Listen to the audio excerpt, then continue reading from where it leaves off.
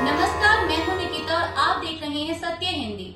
चलिए एक नजर डालते हैं अब तक की सुर्खियों पर। रविवार को पूर्व केंद्रीय मंत्री आरसीपी सिंह प्रशांत किशोर की जनसुराज पार्टी में शामिल हो गए हैं।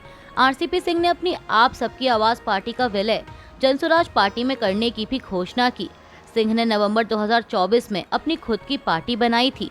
बिहार में आयोजित एक कार्यक्रम में आरसीपी सिंह ने समाचार एजेंसी एएनआई से कहा कि जिस पार्टी के साथ हम आए हैं उसका नाम है जनसुराज।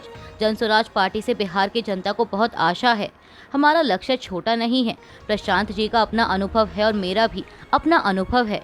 हम कुछ दावा नहीं करते हैं, लेकिन बिहार में बहुत कम लोगों को इस तरह का अनुभव होगा। वहीं जनसुराज के संस्थापक प्रशांत किशोर ने कहा कि आरसीपी जी हमारे बड़े भाई जैसे हैं।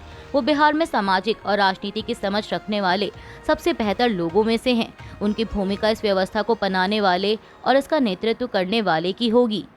आरसीपी सिंह के प्रशांत किशोर के साथ हाथ मिलाने पर आरजेडी नेता तेजस्वी यादव ने कहा कि दोनों जेडीयू में थे, एक राष्ट्रीय उपाध्यक्ष और एक राष्ट्रीय अध्यक्ष थे। यह कौन करा रहा है और कैसे हो रहा है, यह बिहार की जनता जानती है कि किसके इशारे पर हो रहा है। वहीं आरसीपी सिंह के जनसुराज ज्वाइन करने पर भाजपा नेता शाहनवाज हुसैन ने भी प्रतिक्रिया दी। उन्होंने समाचार एजेंसी एएनआई से कहा कि बिहार में नीतीश कुमार के नेतृत्व में एनडीए मजबूत है।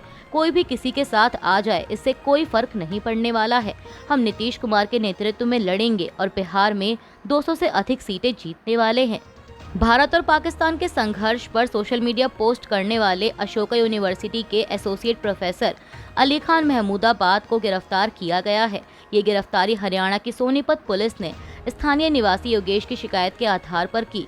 अली खान महमूदाबाद ने अपनी फेसबुक पोस्ट में भारत और पाकिस्तान के बीच संघर्ष और 2 महिला सैन्य अफसरों को प्रेस ब्रीफिंग में भेजने को लेकर सोशल मीडिया पर पोस्ट लिखी थी। उन्होंने युद्ध के नुकसान भी इस पोस्ट में बताए थे।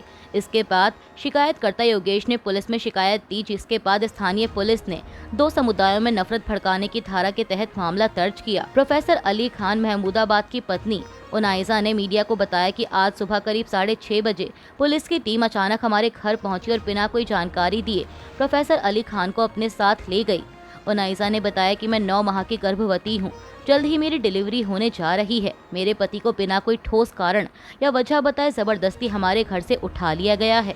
हैदराबाद में चार मीनार के पास गुलजार हाउस नामक एक इमारत में आग लगने की घटना सामने आई है। इस घटना में 17 लोगों की मौत हो गई। Telangana fire, disaster response emergency और सिविल डिफेंस ने इसकी पुष्टि की। इस घटना पर प्रधानमंत्री कार्यालय की ओर से सोशल मीडिया प्लेटफॉर्म एक्स पर पोस्ट कर दुख जताया गया।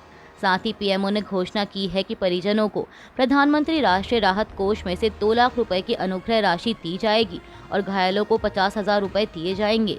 वहीं इस घटना पर तेलंगाना के मुख्यमंत्री रेवंत रेड्डी ने भी शोक जताया है। समाचार एजेंसी पीटीआई के मुताबिक अग्निशमन विभाग के एक अधिकारी ने बताया कि सुबह करीब 6:30 बजे फोन आया और वे मौके पर पहुंचे। वहां पहुंचने पर कई लोगों को गंभीर हालत में अस्पताल ले जाया गया। कांग्रेस अध्यक्ष मल्लिकार्जुन खड़गे ने हैदराबाद में हुए भीषण अग्निकांड के बाद रविवार को तेलंगाना के मुख्यमंत्री रेवंत रेड्डी से बात की, जिसमें 17 लोगों की मौत हो गई, और कहा कि उन्हें भरोसा है कि सरकार प्रभावित लोगों को शीघ्र और पर्याप्त मुआवजा देने सहित सभी आवश्यक राहत उपाय कर रही है। खड़गे ने कांग्रेस कार्यकर्ताओं से प्रभावित परिवारों के साथ एकजुट होने और हर संभव सहायता देने का आग्रह किया। मैक्सिको की नौसेना का एक बड़ा प्रशिक्षण जहाज शनिवार शाम को न्यूयॉर्क शहर के ब्रुकलिन ब्रिज से टकरा गया था। शहर के मेयर ने बताया कि इस घटना में 2 लोगों की मौत हो गई और 19 लोग घायल हैं। एक वीडियो सामने आया है जिसमें दिख रहा है कि शनिवार शाम को जब यह जहाज ब्रिज के नीचे से गुजर रहा था तो उसके विशाल मस्तूल यानी जहाज में एक ऊंचा खंभा पुल से टकरा गए। यह जहाज एक खास समारोह के लिए वहां गया था। अधिकारियों ने बताया कि टक्कर के समय चालक दल के कुछ सदस्य मस्तूलों पर खड़े थे। टक्कर के चलते सभी मस्तूल टूट गए और जहाज के डेक पर गिर गए।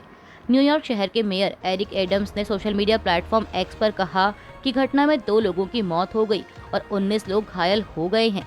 इनमें से 2 की हालत गंभीर बताई जा रही है और घटना के वक्त जहाज में कुल 277 लोग सवार थे। वहीं मैक्सिको की नौसेना ने कहा कि घटना की जांच की जा रही है। भारतीय सेना ने ऑपरेशन सिंदूर से जुड़ा एक और video social media platform x पर शेयर किया है। एबीपी की एक रिपोर्ट के मुताबिक इस वीडियो में सेना के जवान आतंकी ठिकानों को पूरी तरह ध्वस्त करते नजर आ रहे हैं। इंडियन आर्मी ने इस वीडियो को शेयर करते हुए लिखा है कि प्लानिंग की, ट्रेनिंग की और एक्शन लिया। न्याय हुआ। सेना ने कहा कि ऑपरेशन सिंदूर पाकिस्तान के लिए वो सबक था जो उसने दशकों से नहीं सीखा। सेना ने अपने वीडियो में कहा कि ये शुरुआत पहलगाम आतंकवादी हमले से हुई, गुस्सा नहीं लावा था। दिमाग में बस एक ही बात, अब की बार सबक ऐसा सिखाएंगे कि उसकी पीढ़ियां याद रखेंगी। ये बदले की भावना नहीं थी, ये न्याय था। 9 मई को रात के करीब 9 बजे जिस भी दुश्मन की पोस्ट ने सीज फायर का उल्लंघन किया, उन सभी पोस्टों को भारतीय सेना ने मिट्टी में मिला दिया। ऑपरेशन सिंदूर केवल एक कार्रवाई नहीं बल्कि पाकिस्तान के लिए वो सबक था जो उसने दशकों से नहीं सीखा। भारत और पाकिस्तान के बीच संघर्ष विराम रविवार को खत्म होने का दावा करने वाली मीडिया रिपोर्ट्स पर भारतीय सेना ने जवाब दिया है। भारतीय सेना ने अपने बयान में कहा है कि आज कोई TGMO स्तर की वार्ता निर्धारित नहीं है। बयान में आगे कहा गया कि जहां तक 12 मई को DGMO की बातचीत में तय किए गए युद्ध विराम के दौर की बात है, उसकी कोई एक्सपायरी डेट नहीं है।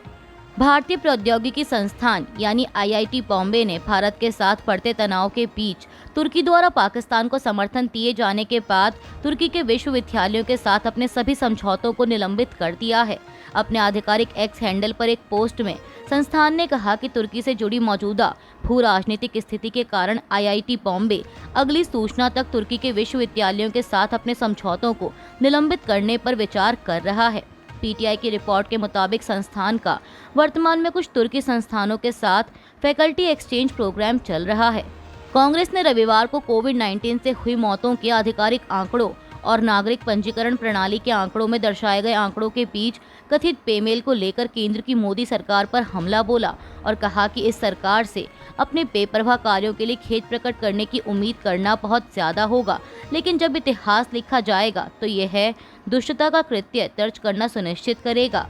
कांग्रेस महासचिव जयराम रमेश ने कहा कि 5 साल से भी अधिक समय पहले दुनिया कोविड-19 महामारी से तबाह हो गई थी। उन्होंने एक्स पर कहा कि यह स्पष्ट था कि उस क्षण में भी भारत ने उस पैमाने पर तबाही झेली थी जो हमने 1 सदी से भी अधिक समय में नहीं देखी थी। विदेश मंत्री एस जयशंकर के खिलाफ राहुल गांधी के ट्वीट पर भाजपा प्रवक्ता CR केसवन ने कहा कि राहुल गांधी का ट्वीट पूरी तरह से बेईमान, भ्रामक, खतरनाक है। यह सच्चाई को तोड़ मरोड़ कर पेश करता है और हमारे सशस्त्र बलों को बदनाम करने के लिए तथ्यों को गलत तरीके से पेश करता है। ऐसे समय में जब प्रतिनिधिमंडल वैश्विक आउटरीच के लिए जा रहे हैं, गलत सूचना का निर्माण करना विपक्ष के नेता को शोभा नहीं देता। राहुल गांधी का ट्वीट अब भारतीय सेना के खिलाफ नकारात्मक कहानी चलाने के लिए पाकिस्तानी टीवी पर दिखाया जा रहा है। उन्हें तुरंत इसे हटा देना चाहिए और माफी मांगनी चाहिए। DGMO ने घटनाओं का क्रम बताया था, इसलिए जो कुछ भी हुआ वह ऑपरेशन सिंदूर शुरू होने के बाद हुआ। अभी के लिए बस इतना ही। बाकी की खबरों के लिए बने रहिए सत्य हिंदी के साथ। Copyright disclaimer under Section 107 of the Copyright Act 1976. Allowance is made for fair use for purposes such as criticism, comment, news reporting, scholarship, and research. Fair use is a use permitted by copyright statute that might otherwise be infringing.